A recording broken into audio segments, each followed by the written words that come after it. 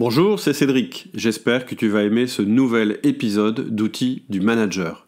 Si les idées dont je vais te parler te plaisent, tu auras peut-être envie de passer à l'action. Pour ça, j'ai créé une série de mails spécifiques en lien avec le sujet de ce jour.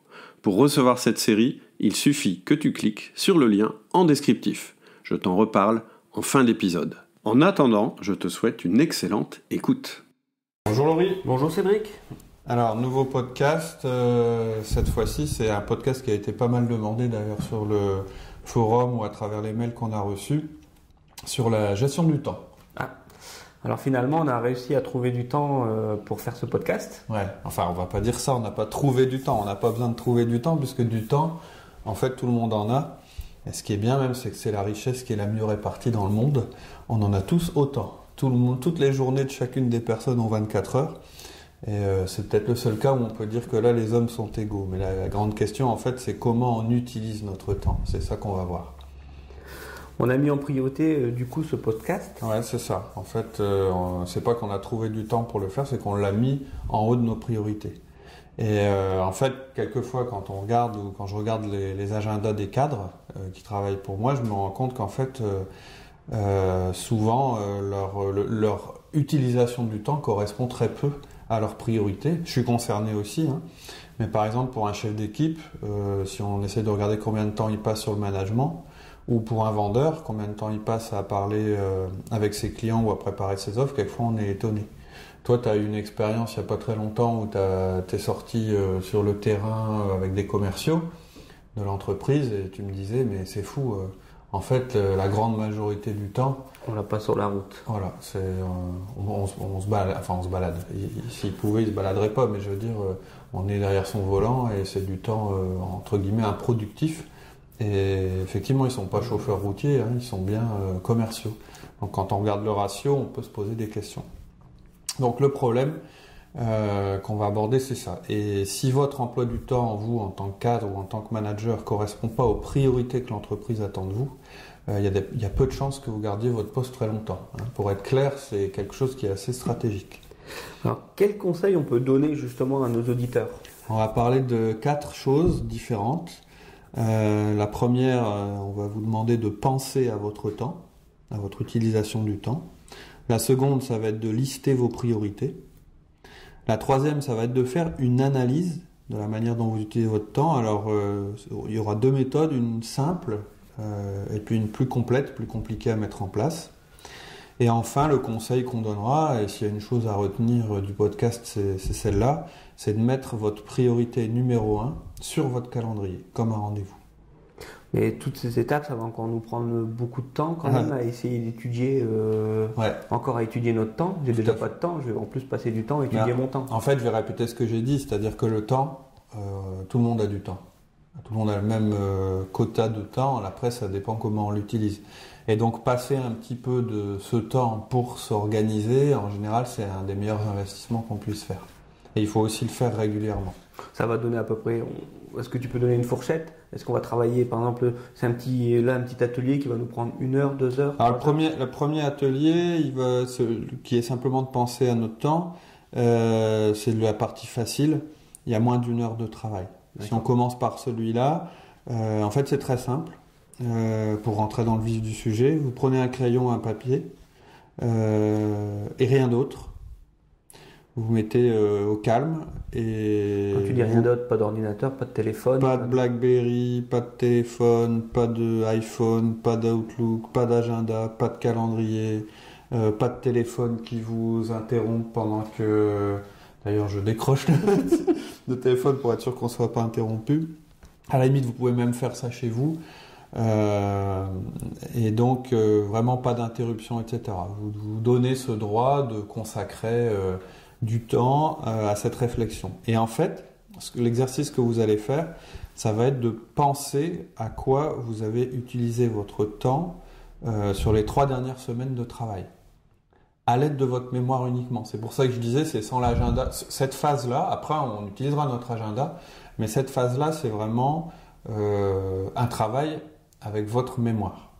Les 3 semaines passées. Les 3 semaines passées. Énorme. Donc vous allez penser à votre travail, vous n'avez même pas pensé au temps que vous avez passé pour chaque chose qui vous vient à l'esprit.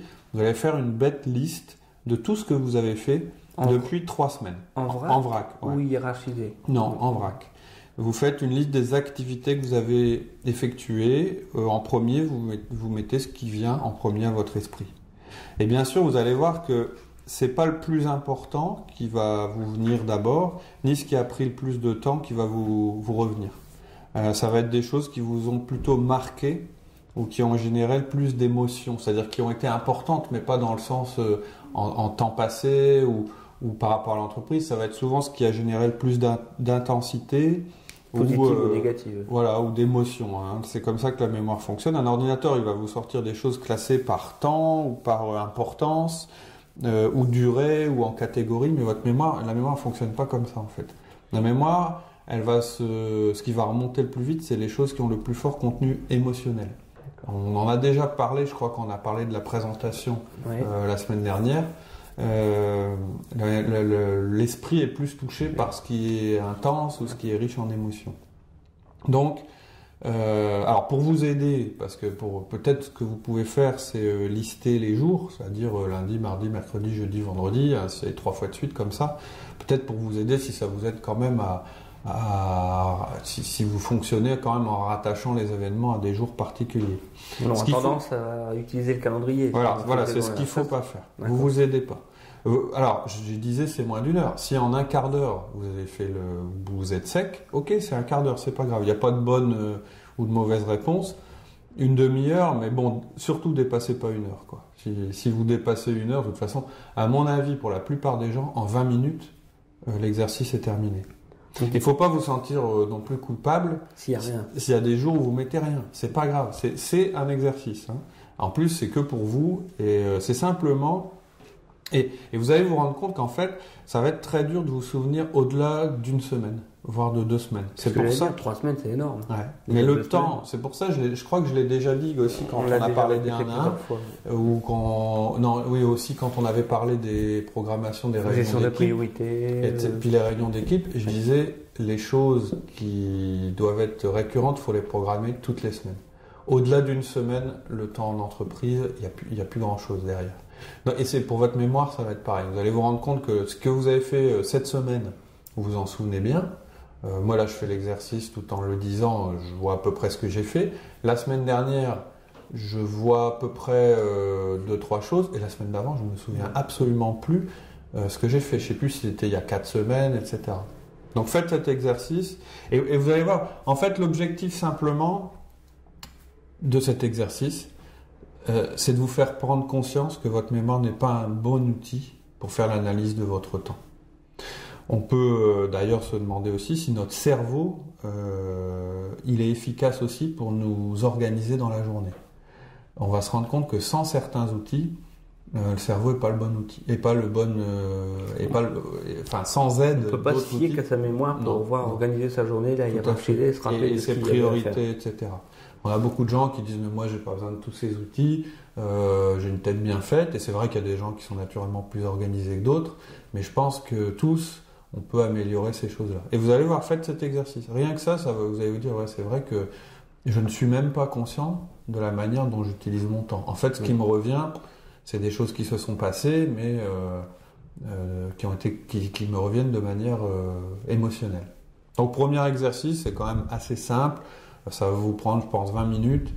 Vous prenez donc un papier, un crayon, vous vous mettez au calme, vous ne vous aidez de rien, vous ne préparez pas l'exercice évidemment, et puis vous vous dites ok, allez, là quand le podcast sera fini, si vous avez le temps, je ne sais pas où vous êtes, si vous êtes dans une voiture en train de conduire, c'est pas une bonne idée, mais si vous êtes chez vous au calme, ok, vous sortez un papier, un crayon, qu'est-ce que j'ai fait depuis 3 semaines au niveau professionnel ?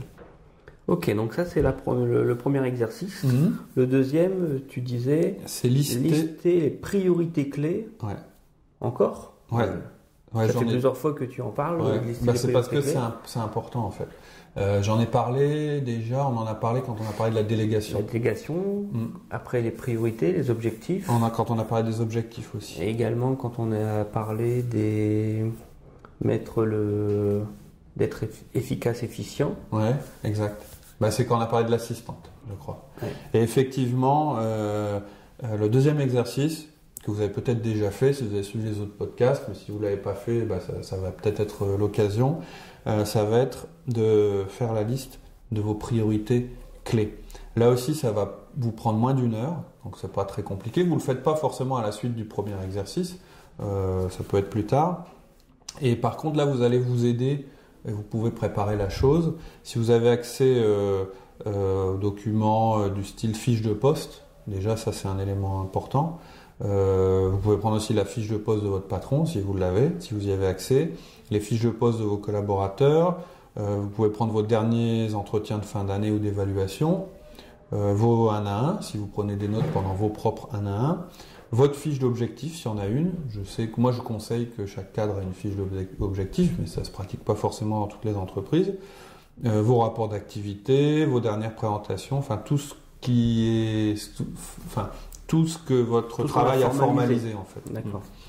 Donc tout ça, ça doit vous aider à faire une espèce de brainstorming personnel et à retrouver quelles sont vos priorités. Alors je pense que ça va vraiment dépendre des gens et des structures. Il y a des gens pour qui ça va pas être évident de faire ça parce qu'ils ont l'impression de faire plein de choses en même temps, de faire le pompier, et aussi parce qu'ils évoluent peut-être dans une entreprise où c'est pas très formalisé, où on leur demande de faire plein de choses. Puis il y en a d'autres, soit qui sont très structurés, soit qui sont déjà passés un petit peu par le même processus, ou qui sont dans des entreprises très formalisées, ISO 9001, avec des fiches de poste, etc. Ou pour eux, qui ont des objectifs pour les 6 mois à venir, etc. Pour eux, ça va être beaucoup plus facile. Si jamais vous l'avez jamais fait, et si vous vous rendez compte au moment où vous allez faire cet exercice que votre description de poste est fausse, parce que ça arrive, c'est assez fréquent, ou que vos objectifs sont plus en ligne avec votre activité, c'est impératif que vous alliez voir votre patron, le type qui vous les a donnés. Si vous vous rendez compte que ce que vous lisez sur le papier, ça correspond pas du tout aux objectifs que vous avez en tête ou aux dernières choses qu'on vous a demandé de faire, il y a un problème. Il y a un grave problème, parce que si vous attendez l'entretien de fin d'année pour vous rendre compte que lorsqu'il va ressortir votre liste d'objectifs ou votre fiche de poste, et que vous allez lui dire, moi cette année j'ai fait ça, et que ça correspond pas du tout, il sera trop tard. Il sera trop tard.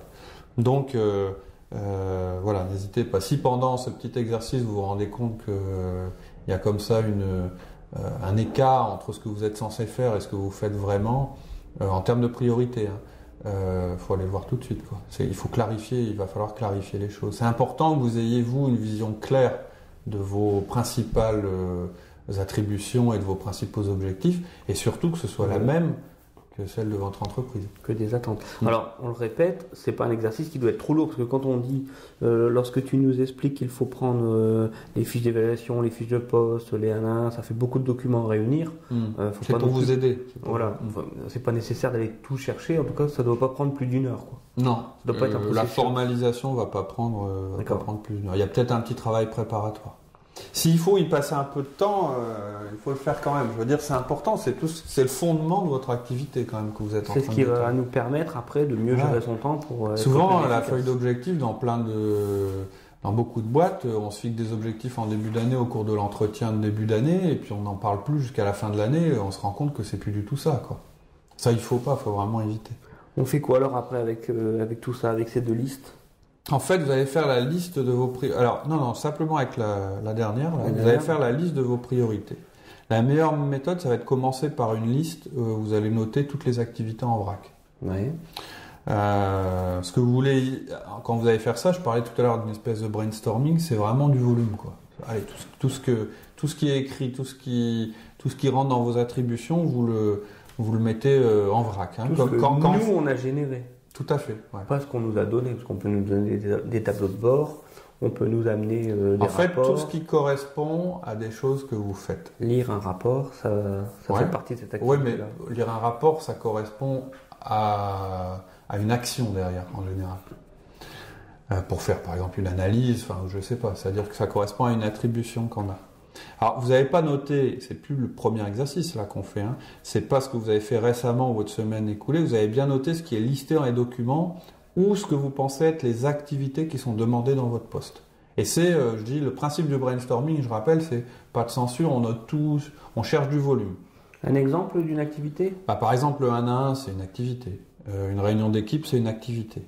Mais en fait, ces 2 choses-là, on va les agréger dans une catégorie. Donc première chose, vous mettez en vrac des choses. Par exemple, je fais des 1 à 1, je fais des réunions d'équipe, je réponds au téléphone. Je réponds au téléphone. Ouais, je réponds au téléphone. Je dépanne les clients. Je dois faire tel chiffre d'affaires. Vous mettez tout ça en vrac, objectif, action, etc.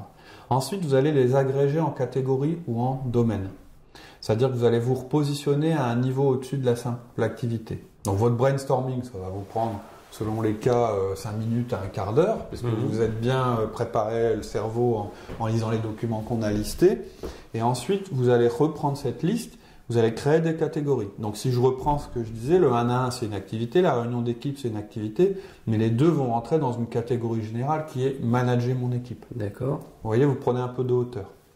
Préparer un rapport d'activité mensuelle, c'est une activité, mais ça rentre dans la catégorie gérer mon exploitation en fonction d'un budget. Vous voyez, donc on part du basique. Souvent, on a tendance, c'est un petit peu inverse à ce qu'on a tendance à faire, c'est-à-dire dire c'est quoi mes grands rôles en tant que cadre. C'est pas mal aussi de partir de ce qu'on fait et de dire ça rentre dans telle ou telle catégorie. Donc vous allez peut-être avoir une liste de 50 tâches. Mais vous allez vous limiter à 10 activités, c'est-à-dire à 10 grandes catégories. Et je vais aller plus loin, c'est qu'une fois que vous avez fait ces 10 grandes catégories, ou moins, vous allez les réduire. Vous allez en garder 5. Et je pense même que si vous pouviez le réduire à 1 ou 2, qui sont vos grosses priorités, ce sera encore mieux. Les meilleurs cadres, ils se concentrent sur 1 ou 2 priorités à la fois.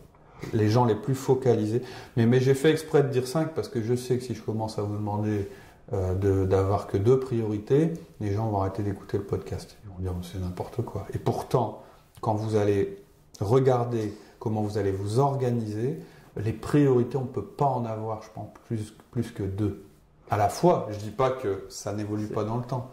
Mais voilà. Et c'est un exercice qu'on a déjà aussi expliqué lorsqu'on parle de la délégation. Tout à fait, mais c'est quelque chose qu'on a déjà. C'est-à-dire qu'en fait, plutôt que de vous. Là l'objet, le podcast s'appelle gestion du temps. On aurait pu l'appeler gestion des priorités. C'est un peu la même chose. C'est-à-dire que plutôt que de dire. On va aussi vous donner des outils sur la manière d'être plus efficace, enfin plus efficient, c'est-à-dire d'être plus rapide à lire ses mails, etc.